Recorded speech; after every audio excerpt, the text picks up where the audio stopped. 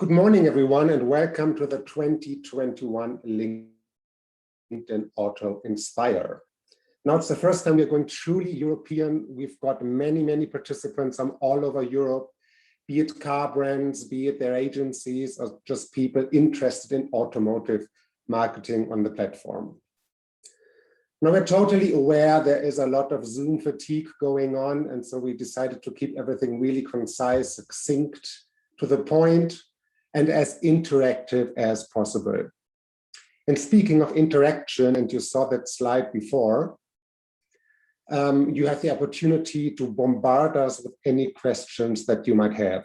And for that, please log on to Slido. So just put slide.do in your browser, or just take a picture of the QR code.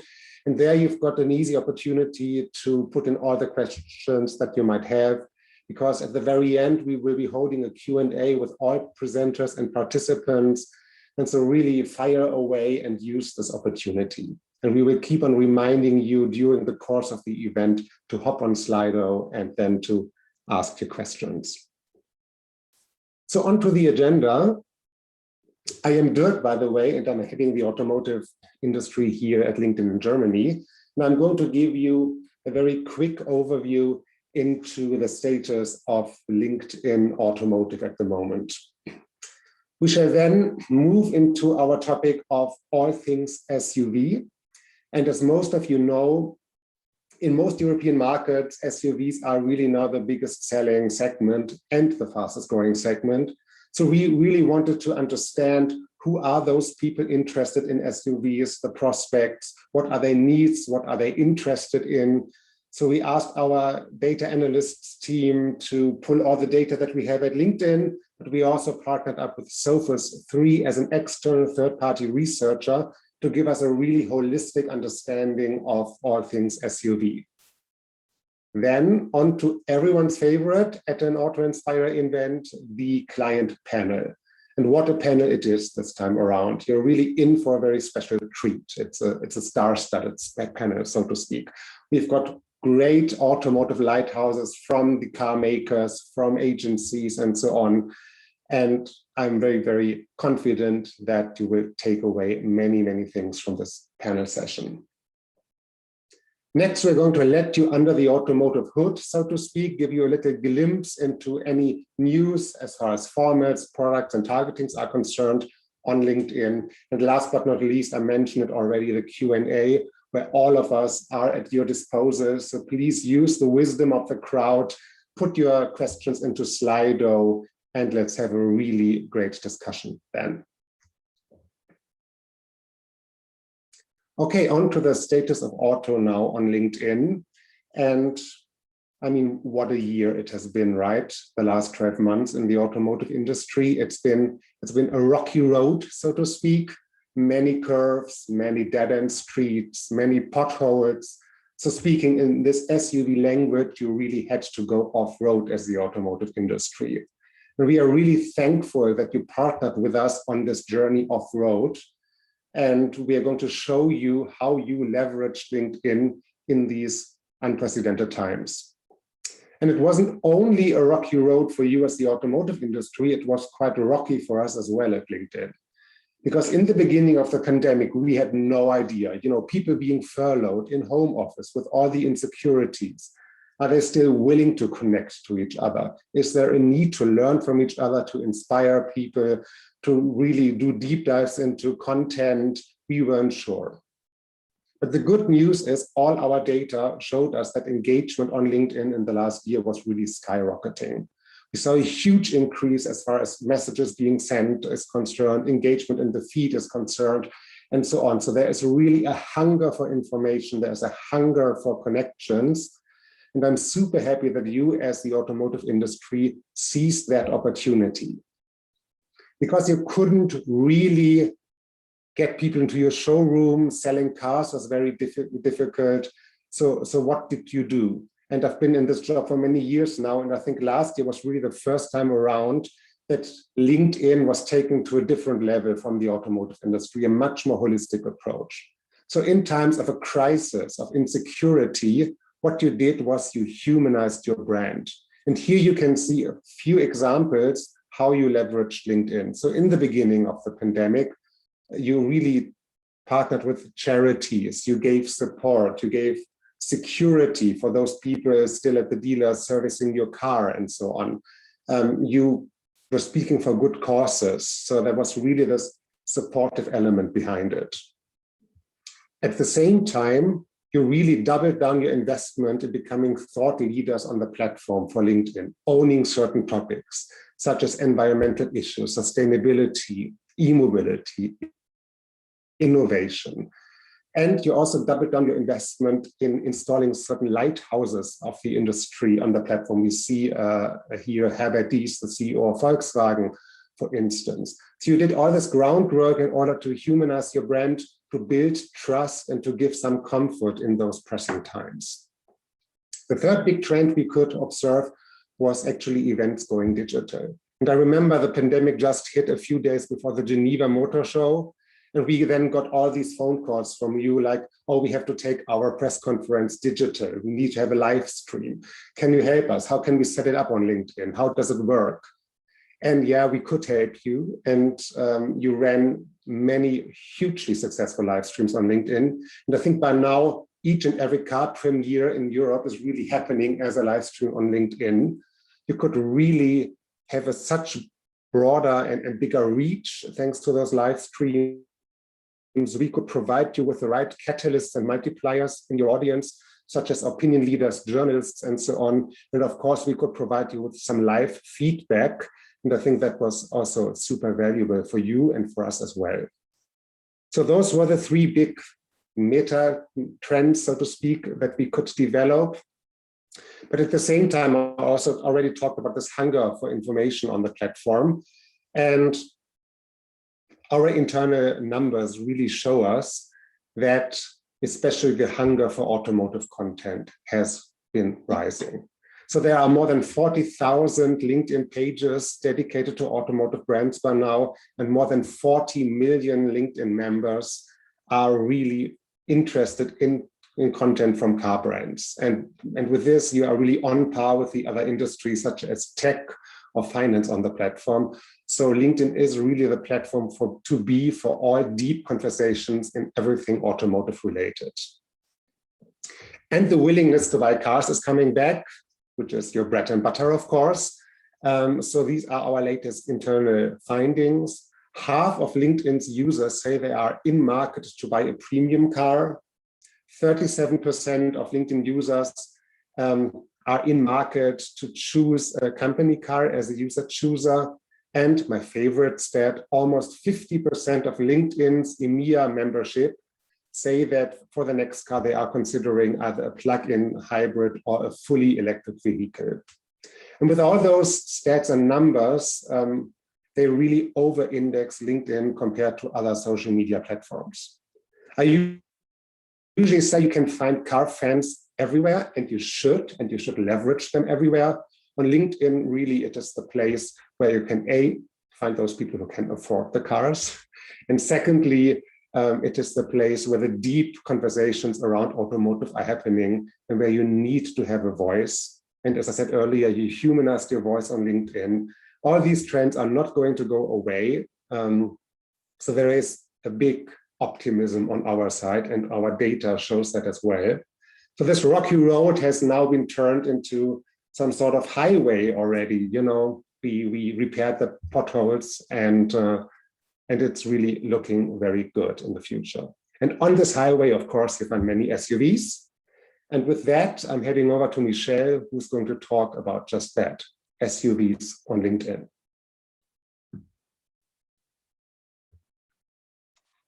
So now we're going to take a closer look into SUVs. We will be sharing with you data from both Sophos 3 and our own LinkedIn research. And our aim is to understand how we can effectively tap into the SUV opportunity. SUVs have been in the market for a long time, and over time, we've seen that they've become more and more popular. We know that now most brands have an SUV in their range, even luxury marks like Bentley, Rolls-Royce, and Lamborghini. So with so many different SUV campaigns in the market, our aim is to understand which audiences are considering SUVs and which key features resonate most with our members. And not forgetting electric vehicles, how is the desire for EV merging with the trend for SUVs? So let's now focus on SUV, otherwise known as sports utility vehicles, although I don't know anyone that calls them that. So there are 3 areas of insight that we're going to share with you today. Firstly, we've partnered with Sophos 3 to analyse how audiences search for models, and we'll discover the key trends that drive SUV inquiries across the market.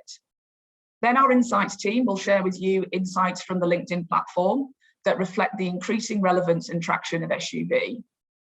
Then finally, we'll share with you the findings of our global research study to better understand our members' interests in SUV models, focusing on reasons to purchase and preferred features. To kick things off, I'll now hand over to Patrick Fuller from Sophos 3. Thanks very much, Michelle, and it's great to be here to talk to you about some of the trends that we're seeing through our platform. So the first thing to say about Sophos 3 is it's really a data science company. So we do outsourced analytics for some of the big brands, in particular Hyundai and Volkswagen globally, but that gives us a control of large amounts of data. We also have a platform which is a partnership between car brands across Europe, where each allows us to tag their consumer-facing websites with an independent tag.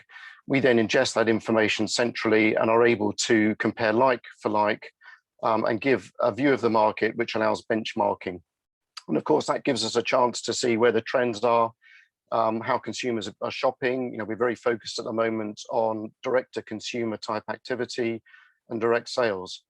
So it's quite a privileged position to be in, and the information we're about to share comes from that eData Exchange platform. So just want to get the next slide up. Perhaps the next slide. Thank you. So the big news is that visits to SUVs content is still extremely healthy and growing. So we've seen this trend probably over the last 10 years, where SUVs started slowly and then accelerated very quickly to the point where they're now 50% almost of the entire digital activity online. It's interesting for many reasons. One is that SUVs tend to be a bit less brand sensitive.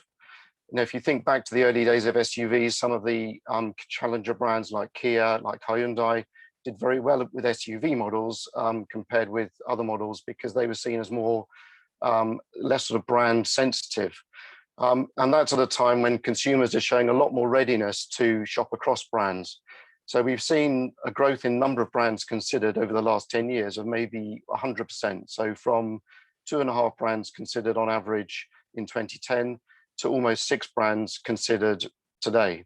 So I think that plays very much to the strength of the SUVs and has encouraged all brands, as Michelle was saying, to enter this exciting segment. And I think if you think of some of the models that have done well, like the Nissan Qashqai, the Kia Sorento, you can see how, you know, brands that weren't necessarily sexy or exciting have become very mainstream because of an SUV offer. The other thing that SUVs are seeing in the market is early release of information. So in the old days, I used to be a car journalist. In the old days, car brands were very careful to keep their future model information secret. But these days, you find out about new models much more easily. And I think particularly with SUVs and electrification, we're finding out about cars which are maybe 6 months, a year away, despite the fact that you can't buy them. And that's a big shift for the car brands, and it speaks to their need to compete in sectors or to be seen to be competing in the future. Next slide, please. So what's happening right now with SUV interest? So bear in mind, we're looking at all traffic to pages that have an SUV subject matter. So that could be reviews, it could be configurators, it could be sort of dealer funnel type activity. So anything with SUVs is reflected in this slide. And as you can see, that the interest in SUVs has recovered faster than the market. There was a point last year where we thought that wasn't happening because there was a focus on the environment and sustainability, which arguably SUVs are a bit challenged by. So there was an initial sign that SUVs were weakening a bit last year, but that has now changed and SUVs have got back to their position of superiority. Next slide, please. And the other thing that we're seeing is an increased engagement for SUV shoppers. So engagement is a key metric for us because it illustrates how active customers are in the market. You heard some interesting data there from Dirk. He was saying that up to 50% of customers see themselves as in market. And these engagement metrics very much reflect that. We're seeing engagement strong across the board, but particularly for SUVs. And as you can see from this graph, there's an extra engagement for SUVs compared with conventional cars. So that shows that the SUV train is still very active and growing to the expense, in some cases, of other models in the market. Next slide, please. And then next slide. The other thing that we spent a lot of time thinking about last year was the effect of electrification. So electric vehicles started 2020 very strongly with a market share in digital that was far beyond what they were seeing in sales terms. And that built over the year. But what started to happen at the end of the year is it started to flatten off a bit. But at the beginning of this year, we've seen that accelerate again. And what's the reason for that? It's because electric SUVs have been launched, in particular the Volkswagen ID.4, the Ford Mach-E, the Skoda Enyaq, and they join SUV or crossovers from Hyundai and Kia and other brands. So what's happening is the SUV segment is now pushing the EV segment forward. If it wasn't for SUVs, EVs would be looking pretty flat. But as you can see from this graph, with SUVs, the growth is back.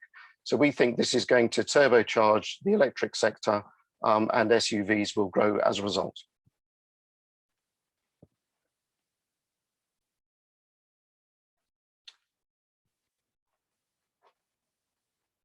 Thanks so much, Patrick. It's really great to be partnering with Sophos 3 on this event. I hope everyone now is curious to see how the data looks like when we zoom in onto what's happening on LinkedIn. So hi, everyone. My name is Francesca, and I'm a senior insights analyst for LinkedIn. I'm going to walk you through some unique results coming from our own data ecosystem, as well as proprietary research when it comes to SUVs. Let's start by saying that SUV is definitely a hot topic for automotive brands on the platform. Just from January until March this year, we recorded something like 30,000 company updates mentioning SUVs or any SUV model on LinkedIn. We wanted to understand how this was looking in perspective with the past 3 years. So we tracked the amount of company updates and in yellow and number of automotive brands in blue in the bar charts here over time. What we can see when we look at 2020 is really that the numbers here are double the size they were 2 years ago. So in brief terms, automotive brands like yours are talking much more about SUVs on LinkedIn. And focusing on the dark blue dots here, which is like a ratio between the updates and the companies, almost like a frequency metric. Notwithstanding everything that has clearly happened and affected the market in 2020, it still remained incredibly strong. So what it tells us is that more companies are talking about SUVs being a hot topic, but they're doing it very frequently in order to stay competitive and top of market for our members. Let's now see how the LinkedIn community is reacting to all of this. Are they engaging more with more company updates being on the platform? And the answer is yes.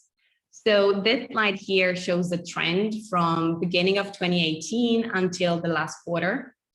And we can say that the amount of the volume of engagement in last March was 9.2 times higher than when it started 3 years ago. Clearly, we do have some seasonality here, possibly related to when most of yours new models are getting launched and released. Of course, the pandemic negatively impacted the engagement, but we see it really keeps growing over time, and in the last few months has been the highest ever. So definitely today is a good time to speak about SUVs to our members. Finally, we wanted to know which models were coming more often on the platform. So we scanned what has happened in 2021 and looked at all the different models out there. I know there's a lot here on the slide on the word cloud, but hopefully you can grasp that Audi e-tron has been the most frequently mentioned SUV model of the year so far. The fact that this is a fully electric vehicle already tells us something about where the trend is going and where our demand is going as well. You can also see some other fully electric models here, like the I-Pace or the Mustang, and a lot of the models on the slide are actually offering hybrid versions. So again, we were gonna hear more about how EVs and SUVs are coming together into play, but this is just a hint to give you an idea of how the platform is evolving and what we see happening. With these numbers in mind, we at LinkedIn decided to double down on SUVs and asked our own members what they were feeling. Specifically, we looked into reasons for purchase, preferred features, and also just a broader question about the pandemic, because we clearly know that we can't ignore what has happened in the last year and a half. We're going to actually start with the answer to the third question, because I believe it really sets the scene for what we're going to see next. It's really important to say that overall, COVID did not affect their willingness to purchase a car for our members. We have 68% of our members saying that they didn't change their intentions. And on top of that, there is a 4% which actually saying that they would like to buy a car sooner. And this percentage gets as high as 6% in some countries like Germany. So again, definitely a good time to communicate on LinkedIn.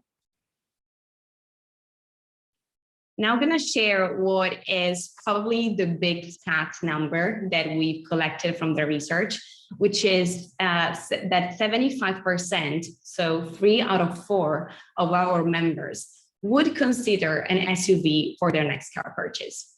This is clearly an incredible number. So I hope you're curious as well to just dive deeper a little bit more into the why and the how. We asked about the reasons for purchase. And here on the slide, you can see the top mentioned ones. Clearly, we have size and comfort being top of mind. This is quite easy to expect in a way that these are the most distinguishing factors and features of an SUV.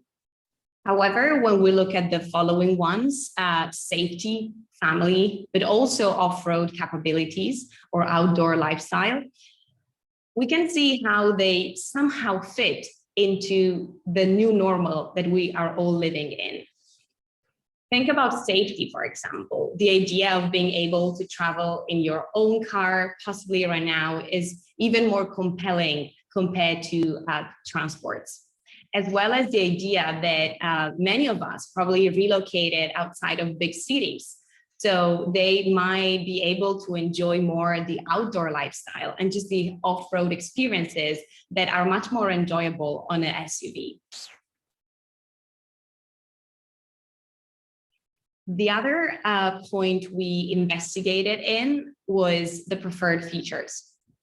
Again, interior comfort and space are coming first. They got mentioned by around 70% of the respondents who said they are interested in, they're considering an SUV. This is a super high percentage, but I also would like to highlight how many selected in-car technology. Overall, we know that LinkedIn members are very tech savvy, but this stat is just a testament to that. And another point on this slide, we can see electric or hybrid models being mentioned by more than a third of our members. Now, this is clearly lower when you compare it to the other options on the slide. However, when we consider how much newer, more recent is the possibility to have an electric or hybrid SUV model, as well as the fact that this is not a distinguishing feature or an historical feature that has been assigned or rewarded with SUVs, it becomes pretty impactful. The stats on these few slides are global and are aiming to showcase you how the average LinkedIn member looks like. However, we also do know that the local landscape matters. We have many of you here on the call coming from different countries. So we wanted to highlight how different geographies are actually behaving differently. And the preferred reasons or features to SUVs are changing when you compare different geographies. That region is definitely the Go Electric one. We have 46% of our members in region asking for EV or hybrid models. The UK is more about technology and living that outdoor lifestyle, probably a lot of Londoners answering here. And then you can see the difference one with Nordics, Brazil, and MENA. I hope you found this interesting. Don't forget to pop your questions on our Slido. We will take your Q&A at the end of the sessions. And I'm now gonna hand it over to Florian, who is an expert in driving our success for automotive brands.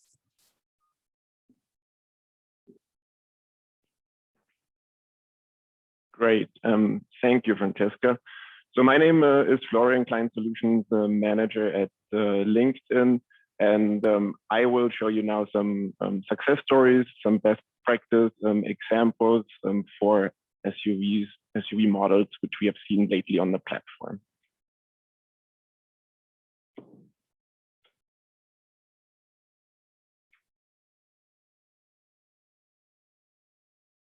All right, next slide. Okay.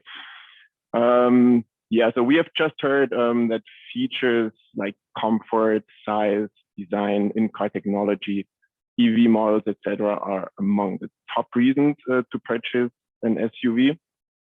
And so it is not surprising that creatives showcasing exactly those features perform the best within SUV models.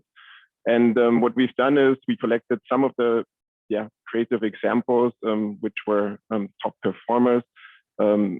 We see, for example, combining space, comfort as well as style. What Mercedes-Benz did with the GLS 400 is an amazing example, offering lots of space, up to 7 seats, and showcases that space is super important and relevant for SUVs, like Francesca already showed before. Ford, next we have a video for the Bronco, showcasing a symbol of freedom, more or less, for off-road wilderness experiences. So this is a great adventure and off-road example. Then Volvo, a cool safety example from Volvo. We already heard that Nordics are focusing more on safety features, and Volvo has historically played a big part in the development of safety for cars. So for example, they introduced the seatbelt for cars in the 50s, and within the XC SUV models, Volvo is showcasing a collision warning system supporting the detection of cyclists and pedestrians.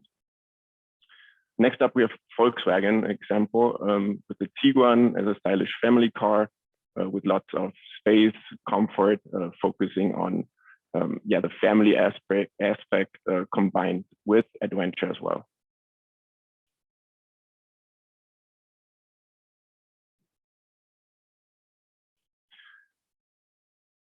All right, so next we have a couple of tech elements. For example, the Ford Mach-E with integrated B&O sound system, offering exciting and engaging experiences to the driver or listener in this case, if you will. We have a no roof functionality feature, which performed really well from Volkswagen T-Roc. It's a removable top, which is a really nice feature, obviously also for an SUV. Nissan with the Qashqai it's equipped with multiple cameras, intelligent around view monitor, which delivers a 360 view and therefore also increases safety as well, which is, as we know, an important feature for SUVs. And 4 more examples. We heard a couple of times now from Audi e-tron. It's the most mentioned fully electric SUV on LinkedIn, receiving lots of engagement with live streams on the platform, and also for the e-tron GT, which Dirk already mentioned in the live stream as well. BMW, really cool futuristic design of the iX combined with sustainability. What I thought was really cool is the plastic in the car is produced from recycled fishing nets. So that's really interesting too. Mercedes had an example with the EQA, focusing on the EV part for charging, emission values, range, etc. And last but not least, to wrap the best performing creatives up, a fun video from Ford for the Mustang Mach-E, and it shows you to go as far as a rocket. The video works.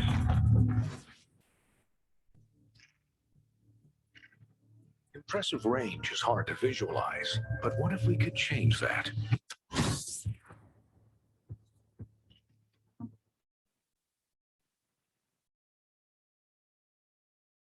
Nice.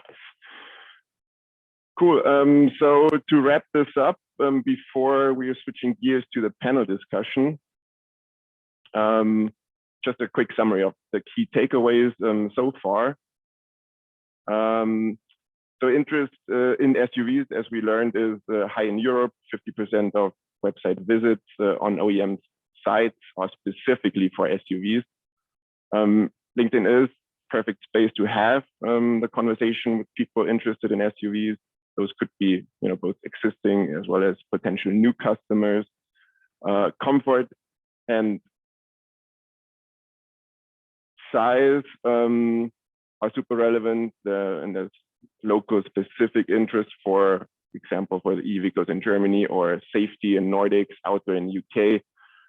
We also learned that demand for electric and hybrid SUVs is super high. And last but not least, we also heard that despite COVID, almost 70% of LinkedIn members haven't changed their behaviors and are in market for car purchases. And with that, I would hand it over to Michelle for the panel discussion.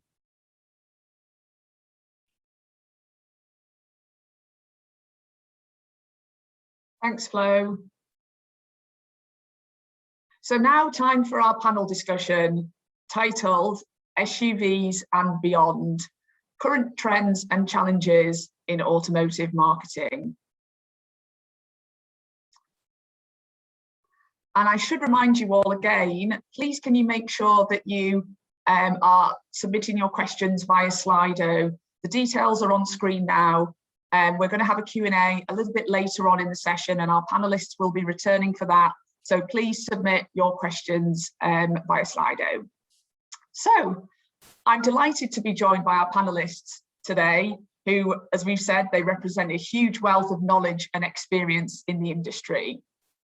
So let's do some introductions. So as we always do at LinkedIn, can you please each tell me your name, your company, and something that's not on your LinkedIn profile?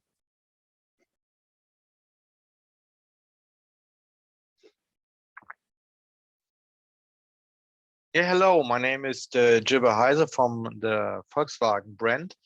I'm head of global brand management, so responsibility for the Volkswagen brand strategy across the world.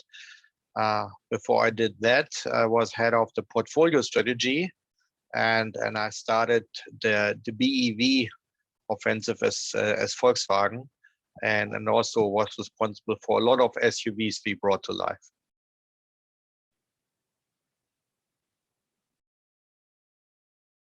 And Lauren? Going next. Hello, I'm Lauren Ogundeko from PhD, part of Omnicom Media Group. I look after digital across PhD and work with clients such as Volkswagen.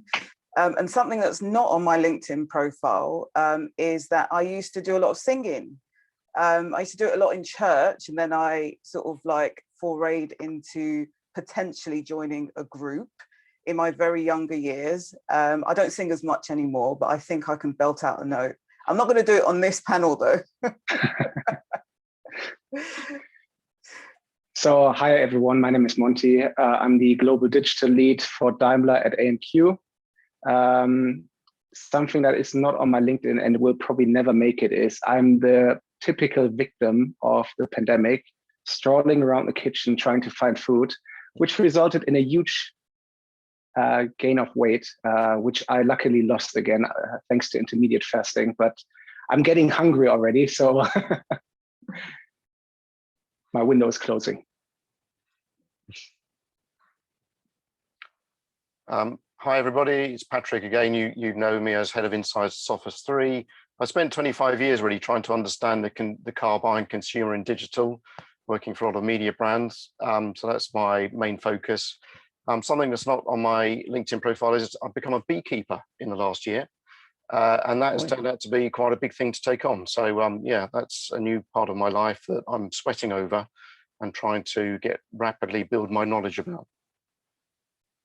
Nice. Thank you, everyone. So we've heard a lot today already about SUVs, so I think we'll start there. So I've got a question first for you, Patrick. So the Sophos 3 data has shown this continued strong interest for the SUV segment. What do you think is the main reasons for this? Well, I think SUVs are the shape that everyone likes right now. And if you look at what's happened over the last 5 years, they've gone from being quite big cars with a reasonable amount of weight, quite powerful engines, usually diesel, to something that's quite diverse. You know, the rise of the small SUV in particular has been a significant change. And I think the blending of segments as well, what's a crossover, what's an SUV, so something like the Ford Puma, you know, it's a bit like an SUV, but it's also a sports car and it's also practical family car. So I think car brands have got very clever at producing products which aren't truly where SUVs started. They're often, well, seldom four-wheel drive, heavy and diesel. They're now something very different.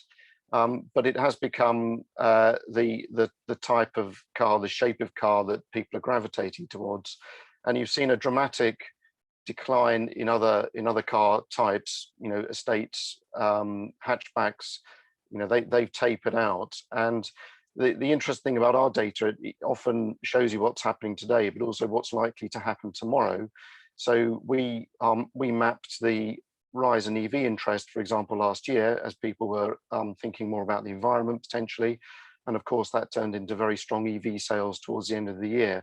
So we like to think that what we're seeing today could become the sales reality in 6 months' time. Yeah, thank you, Patrick. I'll come now to Monty. So Monty, most LinkedIn members say their decision to purchase a car hasn't been affected by the pandemic.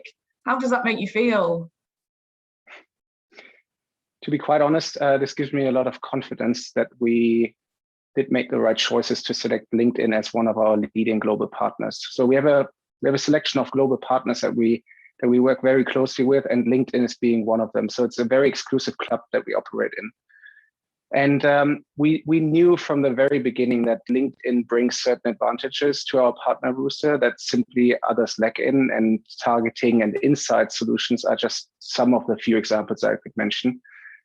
And what we can see, and I can only second what Francesca has showed us in the data, is that we see that more and more people are engaging with our content post the pandemic on LinkedIn. This has to do with changes on LinkedIn that have been happening, but also the education that is happening on a consumer side. So which is great for us if we see that there's engagement happening on the platform. But for us, obviously, it's also very important to look a step beyond and how people are actually converting on at the end of the funnel. And we can also see a very positive momentum happening there as well.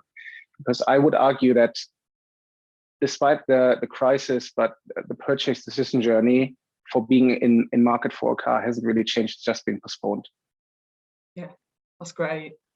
And Gilbert, what do you see as the main marketing levers for winning the SUV segment, and what are the challenges? Yeah, first of all, I would fully agree to what Patrick said. People still love SUVs, and there's still a huge, even increasing demand for this kind of body shape. And he also explained some of the reasons why.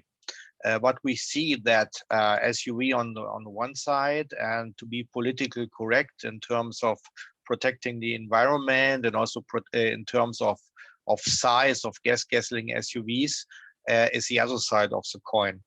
And I think the industry, and especially our company, took the right decisions to make offers which overcome these barriers, like the SUVs become smaller, they became less masculine, less dominant. They softened a little bit, made them more sleek, which turned them into the crossover utility vehicles Patrick already mentioned. But I think the most important step is that those cars now come as hybrids, or even better, as fully electric cars. For example, with our ID.4 we recently launched, we have a 100% SUV, but it's also 100% electric. So you can have both. You can have all these benefits of an SUV, what people really, really like, and also in all sizes. And on the other hand, you are politically correct. You take care of the environment if you go with renewable power in your electric car.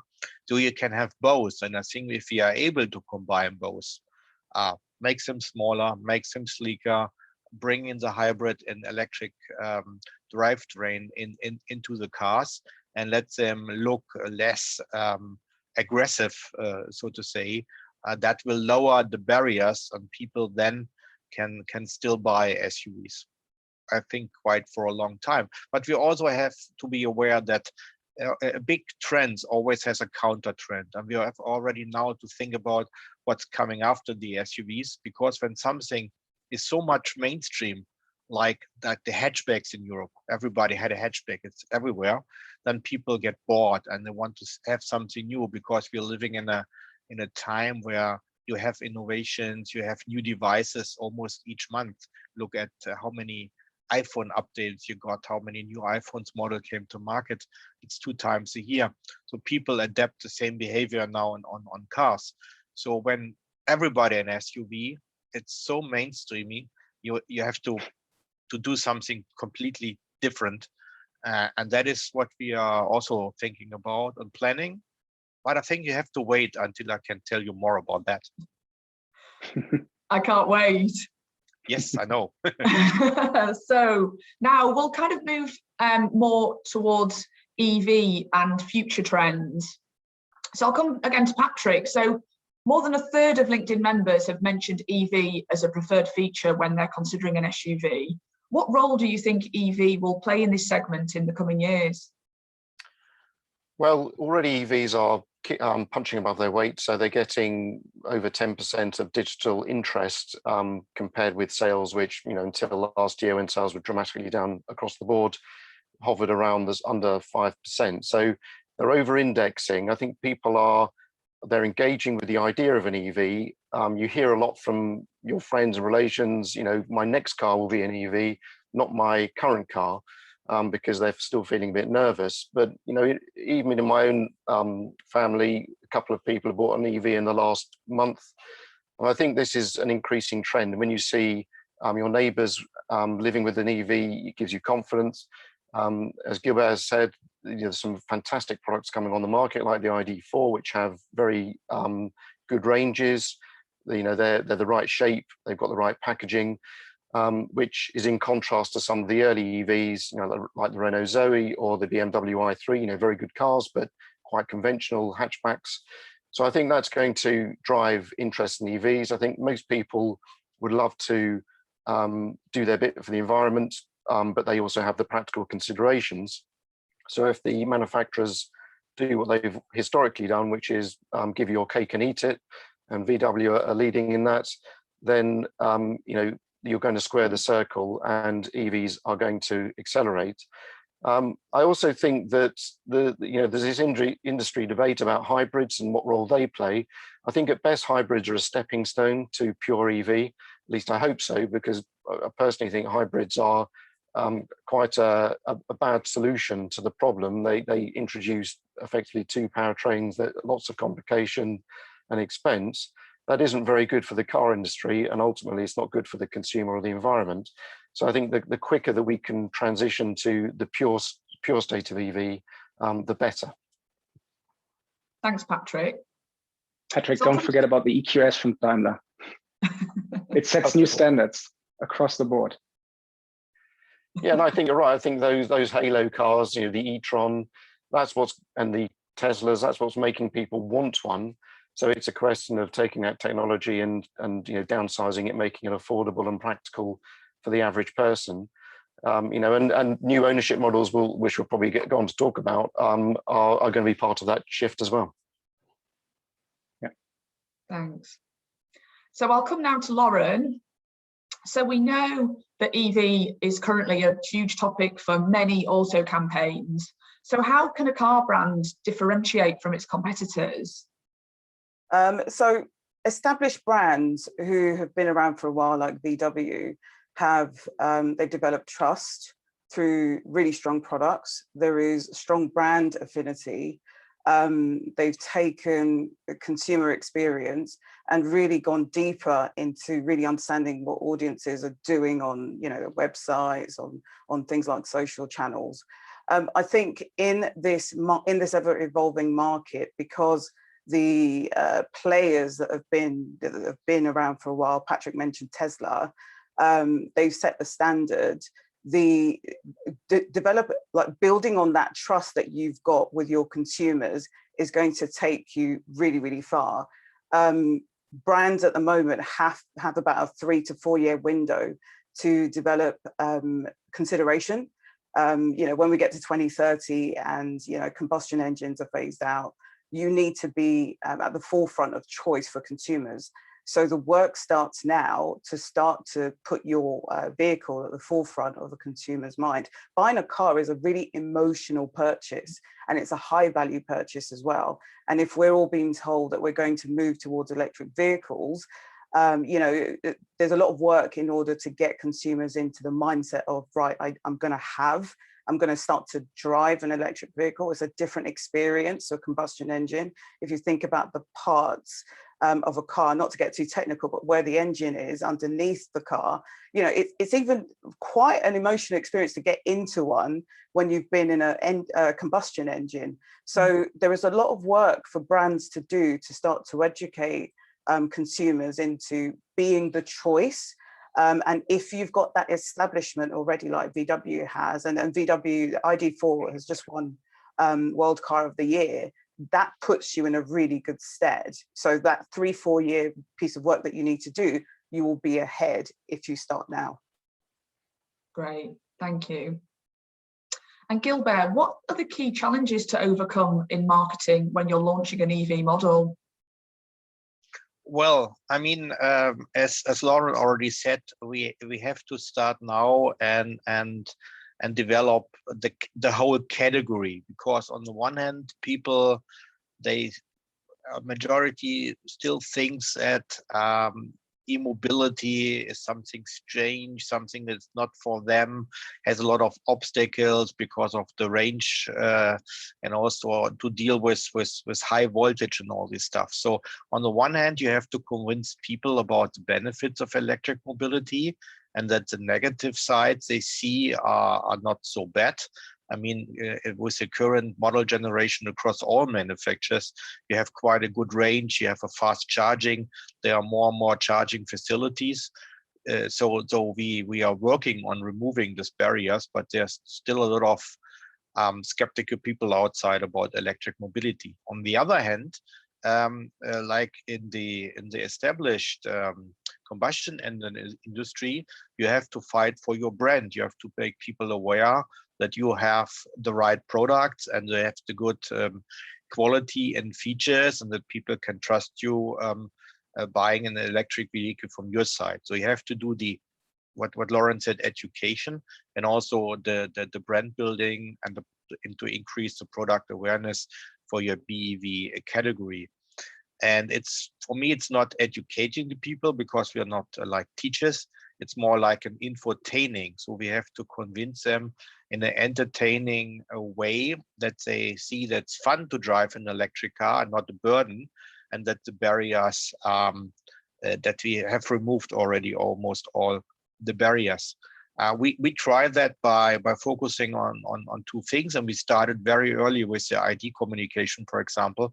We did it even before the car was available for pre-booking, and about a year before it was really launched, by focusing on two things. One was that we approved and brought to life a new brand design, a new way of doing advertising for Volkswagen, much more modern, much younger, different style. And on the other hand, we were focusing very much on our purpose. After this big disaster we created, and you know what I'm telling about, the whole company changed a lot, and we thought a lot about what Volkswagen should be in the future and how we would like to be seen and where we have to change. And we were focusing on a purpose.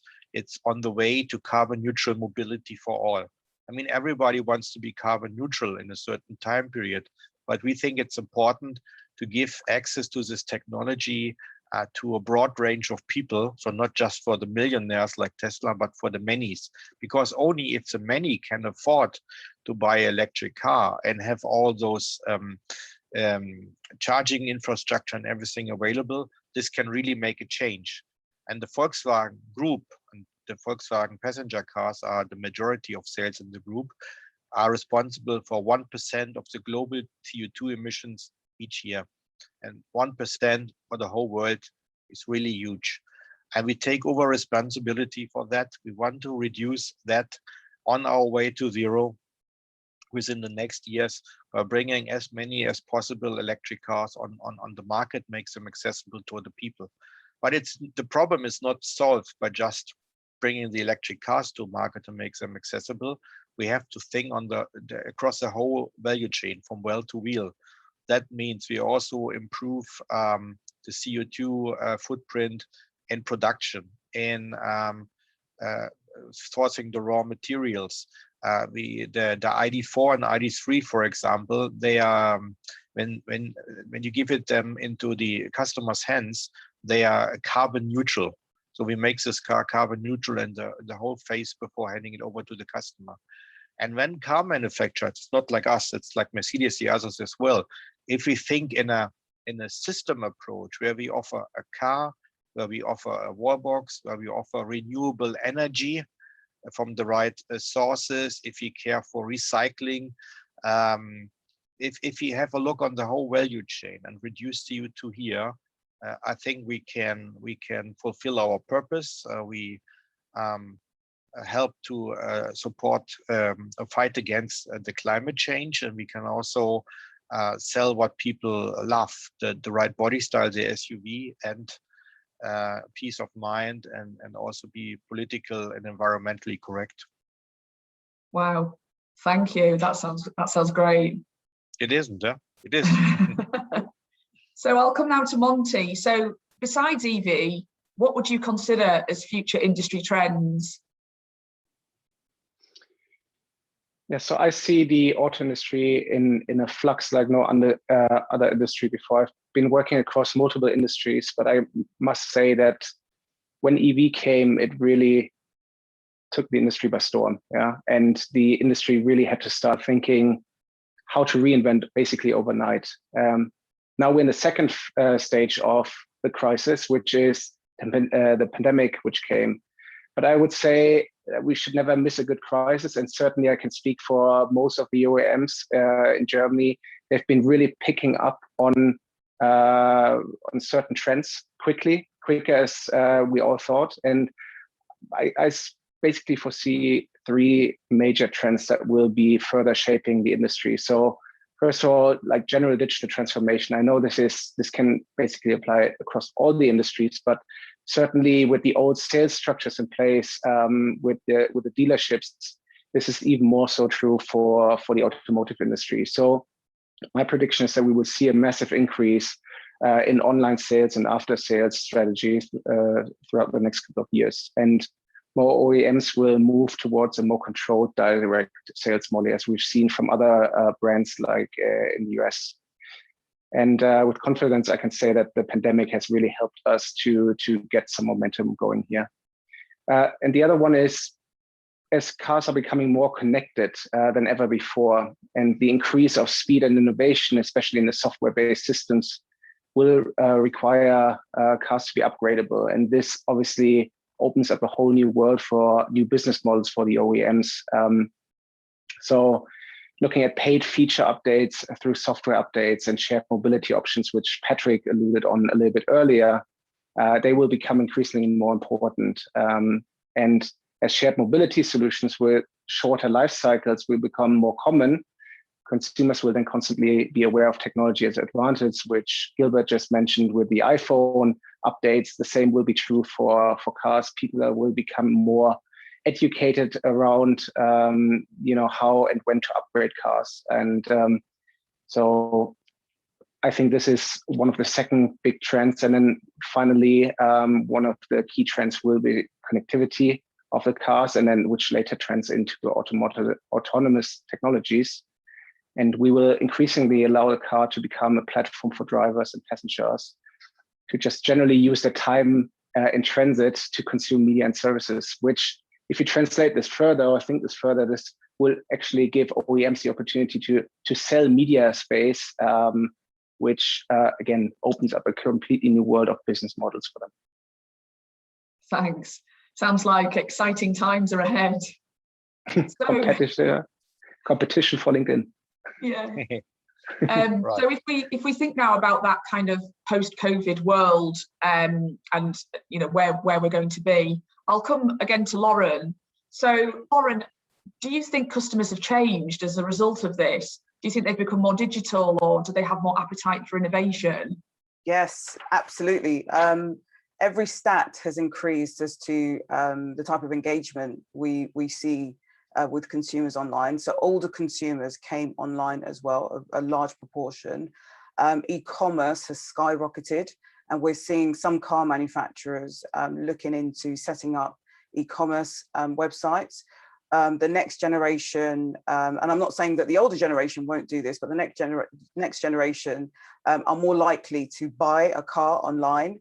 And if anyone obviously that drives here knows that the whole process in buying a car is very involved. You need to look at it, check under the hood, but then when we have EVs, we're not going to have engines anyway.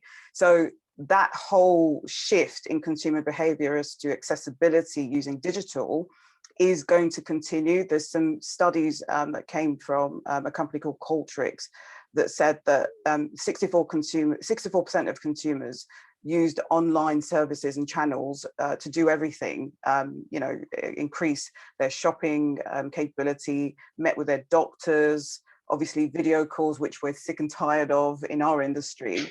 But a lot of them are going to expect that those experiences are going to follow them into the physical realm. So using, again, the phone as moved from a functional and entertainment device into an actual, it's going to power everything. And I think Gilbert mentioned it before about, innovation coming in actual vehicles, using your phone as a conduit. So we're going to see that people are going to expect brands to level up, and brands have leveled up, but then they can't now drop it. That's literally the bar that's been set with COVID. Thanks, Lauren. And I'll finally come to Gilbert. So how has the disappearance of showroom visits and in-person events due to the pandemic, how has that changed your marketing approach at all? Well, of course, as Lauren already said, there were much more traffic on our websites during the pandemic than before. Of course, this was because people were not allowed to get out and go to the dealers, so they took more information from our website, but also because of the new product range, the ID we brought to market. We are offered a lot of services on our website to give people information about how to deal with a car in the pandemic times, how to run service, and also managing the contract topics when they're buying a car. Not because of the pandemic, but we started before to have an agency business model starting in Germany, where we sell those ID cars directly or with the support of the dealer. And what we learned, where we learned a lot from in the pandemic was from China, because China was very fast, because they're so much digital minded in doing all sales online, but keep a kind of personal interaction using messenger services. So they did from the showroom TV shows where the dealer, the sales representative, act like a moderator, introducing the cars to the people. Very entertaining, very fancy. And then the other salesman managed to make the deal via the WeChat messenger in the meanwhile. It's not easy to adapt that exactly for the European market, but we see that those formats in the way how digitalization goes on can be very successful. Because what we don't believe in, and I'm personally also not, is that somebody wants to buy a car fully anonymous, just on the internet, without having no contact to anybody and don't see the car. People want to get the feeling that what they have chosen, the configurator, for example, is exactly the right choice for them. So they need people to give them the confidence that they took the right choice. That doesn't mean that you have to go to a dealer, but maybe have somebody who comes in via video chat and gives them this feeling, or via WeChat, the salespeople, or you ask your friends and family before you buy. And in addition to that, we think it's also not about buying, and you see this big investment for a car and you're hesitating to buy it online. It's more like when you offer the car as a service, and you buy only a monthly fee for a car to utilize. So, for example, like our colleagues from Lynk & Co started, and now in Europe, that makes it for the people very convenient. And the barrier to decide to sign a contract online is totally different if you say you have to, let's say, pay 25,000 euro for the car, or you say, oh, okay, I go for, let's say, 250 euro a month, and I do it for 6 months. It's like the contract for your mobile phone. And this business models where the usage is more important than owning something, which change again the way how people deal with cars and mobility online. And the car industry has to be prepared to deliver on these options and make it very convenient online to let people choose those contracts. And we think that people should always have the choice. So our online approach is finally, you can do everything as a dealer if you want to. You can do everything online. You have always somebody live in person via video chat, via texting, or it's a dealer to support you. And if you want to switch your own customer journey, let's say you start online, then you go to dealer, then you sign the contract online, make the payment online, but get the car from the dealer delivered. You will decide finally as a customer how much you want to do online, offline, with whom, and to give this full choice of opportunity. I think it's the right way to bring more and more people into the online sales world. Yeah. Thank you. I think all of those examples also just show the true resilience of the automotive industry, despite all of the challenges that we faced. But only if we change, So the car industry was not so much willing to change, but it happened so much, the climate crisis, the Corona crisis, some mistakes like we did. And these big things happened this was, I think, the reason for the majority of manufacturers to change. And without change, you can't survive. You're right. Thank you. So thanks everyone, and we will see you all again soon for the Q&A session. And another reminder, don't forget, if you do want to ask a question to the panel or the rest of the team that you've seen today, please submit your questions via Slido. So I'm now going to hand you over to Jack, who's going to take you through a LinkedIn Marketing Solutions product update. Thank you, Michelle. Yeah, so we've had lots of fantastic questions come into the chat, come to that Slido. So after this section, what we'll do, we'll head over to the Q&A and we'll try and answer those as quickly as we can. And for those who don't know me, I'm Jack Donaldson. I am the Lead Client Solutions Manager here at LinkedIn. I look after the UK automotive vertical. And today I wanted to talk you through a few changes we have made to LinkedIn events and an exciting new audience that we'd recommend you trying out. As you have seen today, LinkedIn events is a great way to reach your audience in a digital environment, whether it be showcasing new car models, interviewing the people behind the design of the cars, or even releasing the company annual reports. We've seen that. We've seen that on the people using that on LinkedIn events. This product can be used in multiple different ways. And a few changes that we've made to enhance that product, which launched in Q1, was the event analytics. So you're able to view aggregated visits, you're able to see the attendance, the engagement, and the firmographic data of your LinkedIn event. You're also enabled to boost the event really quickly. So you can quickly promote your organic post with paid spend in just a few clicks directly from your page. Also, if I go to the next slide, sorry, does that work? Yep, perfect. There's also, there's an events tab page on your profile or on the page. This will enable you to grow the attendance and real-time connections with your professional audience by helping them easily discover your events. Now, something else that we've released is registration forms version 2. We built an integration with lead gen forms and it's called registration forms. Pretty simple. This enables you to collect your leads directly from your LinkedIn event by gating it with a lead gen form, creating a seamless sign-up experience for your prospects.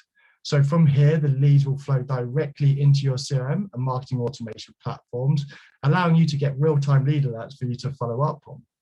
Something else, which is a great function of this product as well, is that if you've got sign-ups, you're going to be able to retarget these registrants and attendees post-event with additional content. So as you can see, and things, I don't know if you've seen so many of the live events, but the Audi e-tron, that was one of the biggest live events that we've had in the automotive industry or vertical.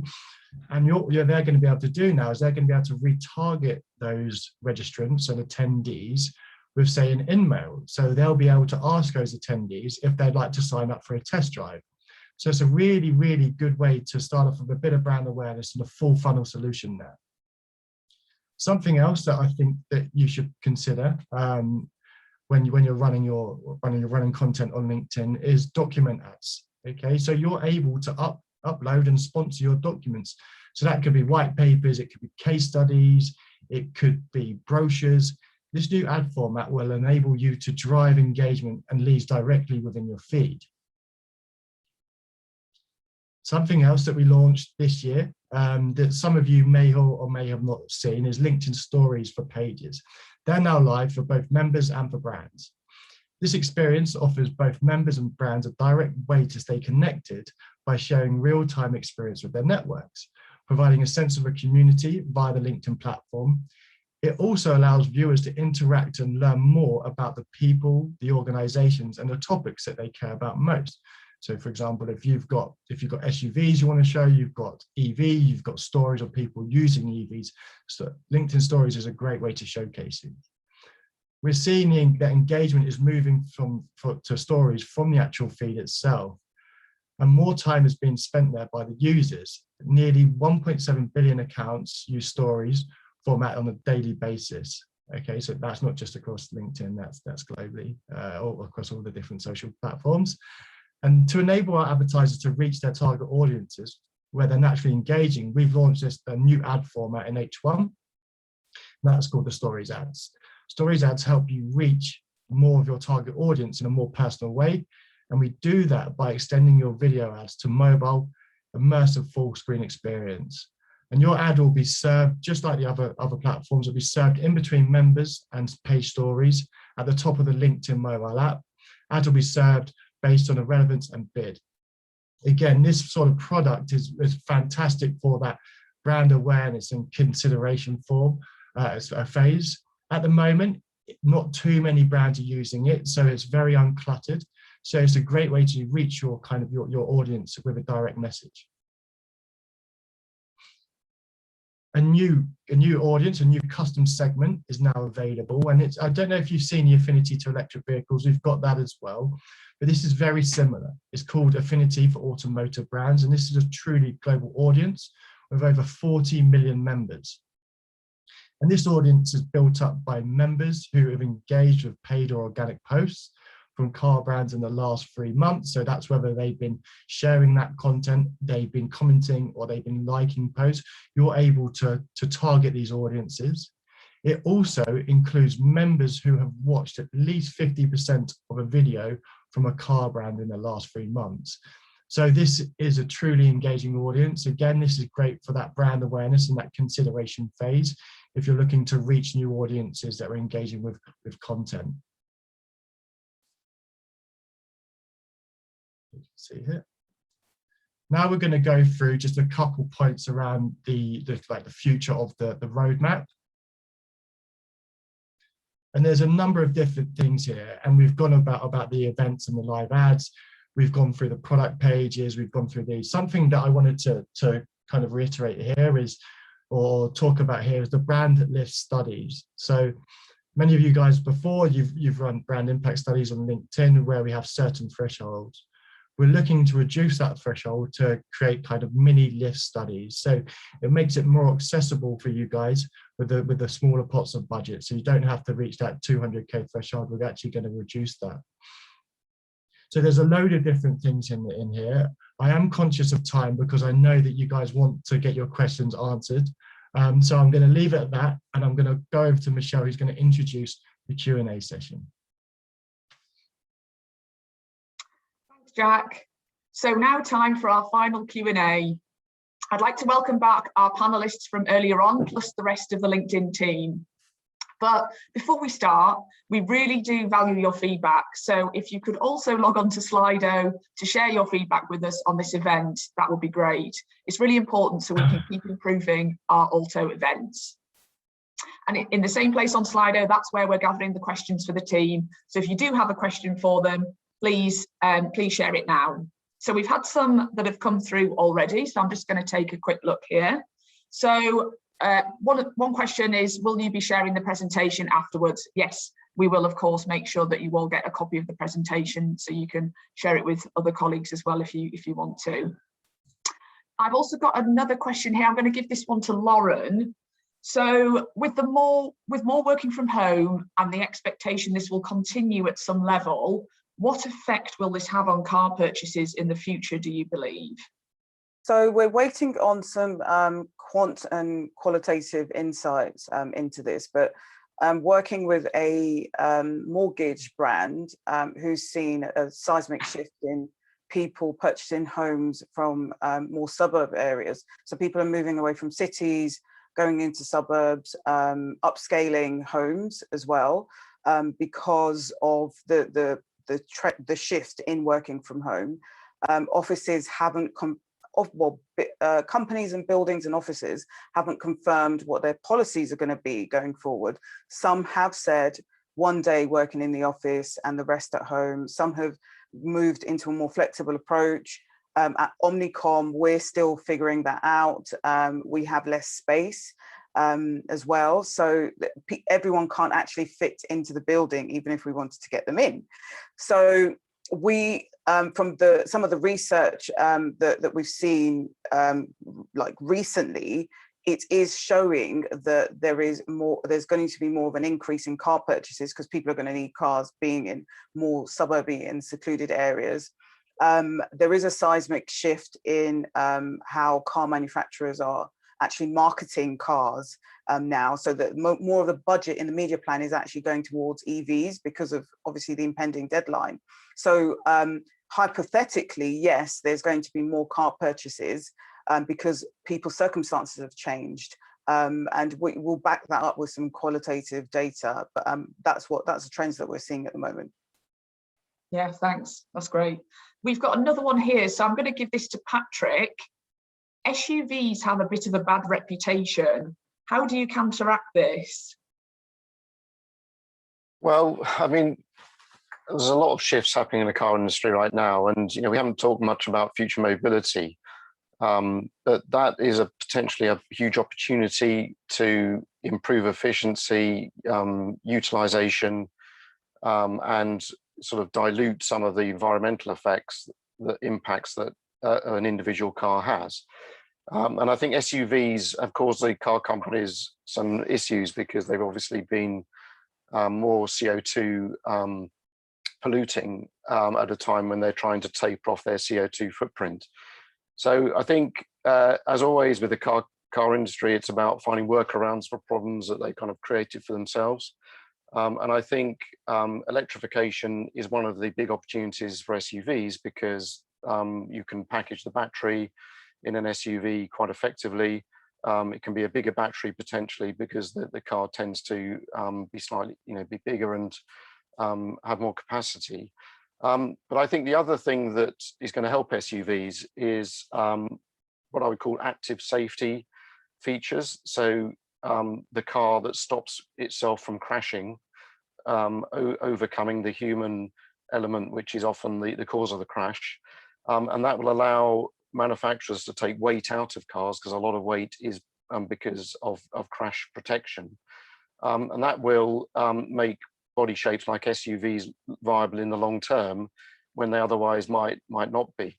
So I think, SUVs still have a bit of a PR challenge. People love them, but they're kind of like a guilty pleasure. I think electrification is one of the main solutions to that challenge. And I think over time, the car companies, as they've proven over the decades, will come up with something that strikes a good balance between environmental responsibility and consumer appetite. Thanks. So I've got another question. I'm going to hand this one over to Monty. So if SUVs are so popular with a crowded market, how does that affect the balance of brand and performance marketing? Good question. A question that we are looking into at the moment as well. So I believe without a strong brand, there cannot be strong performance. So there needs to be a good balance, but more weighted towards brand overall, because the brand will then trigger the performance later down the path to purchase. So my suggestion would be put an emphasis on brand, despite the fact that everyone is talking about performance and everything is trackable. That's great, but brand is as well trackable. It has a long-term effect. We all know that. So it needs to be taken into consideration with various models that we can build, but generally always have an emphasis on brand rather than performance. Thanks. And then I'm going to pass this one to Gilbert. So during the pandemic, did you have the opportunity to rethink your comm strategy? Yes. I mean, I explained already that of course we did more in digital during the pandemic, and we left out of home a lot, and we did also a lot of analytics to think about how much you can invest into digital. And we applied our MRI tools, and I think finally we got the result what we were already aware of, but it gave us more evidence and then also confidence to talk to the controllers, was that having the right mix of TV and digital. I think we still need TV for creating awareness and familiarity. And if you have the right call to action, you can drive with TV a lot of web visits. So the formula is like you have TV, you have SEA, SEM, and if you do all these things right, you increase your web visits. And if you have a good website and you have an e-commerce tool, you can then close a deal and turn the visitors into leads or even into the final buyer. So that is for us the right combination. That doesn't mean that we totally giving up out of home, but we think out of home is should be more outstanding and special. So put the money in special major places like, I don't know, Piccadilly Circus in London, and try to use the digital space there and create cool video clips you run in these places, surprising ones. And also like you can see in China, they have this great examples of 3-dimensional billboards, which are really, really cool. So if you do out of home, focus on this and not on the standard one to the right on the street or to the left in UK, and to put the money in those new out of home stuff, but focus on digital. But we also learned that too much digital doesn't help. If you spend too much, it doesn't help and give you further reach or success. And we also learned that in programmatic, everybody's talking about, and we are convinced about as well. But we gave too much benefit to that because there was bidding algorithms and how we choose the target group in that second and the bidding engine. We think it's not sufficient, it's not advanced enough. So everybody is talking in the industry about snipers and sniping, and you hit your target 1-to-1, but it's more it's not the sniping you would expect. It's you very often don't hit your target group, and just for the sake of buying cheap digital media. So in the end, the learnings are the TV still plays an important role. SEA and SEM is really essential to drive people with a call to action from TV to web, and then do everything on your website or the different online marketplaces to turn the prospect and the lead into a buyer. And when you do things on the other channels, you have to do something outstanding and not the average we did in the past. Yeah. Thanks very much. That's fascinating. And thanks to all the panelists, all the team for today. We've heard some really great stories and insights from you. So thank you very much for that. I'm going to hand you back now to Dirk, who's going to do the wrap up. Thank you very much. Right, thank you, Michelle. And as Michelle said earlier, we will follow up with an email to all participants later. You will get the presentation. And also, if that's of interest for you, for instance, for the SUV breakdown, SUV study, we have a regional breakdown for different markets. So if that is of interest, please do reach out. And as always reach out to us for anything we can help you with, be it working on campaigns, working on target groups, working on a great concept on LinkedIn, understanding how prospects use LinkedIn, analyzing where you stand compared to your competition, benchmarking you on LinkedIn, and so on. Don't be a stranger.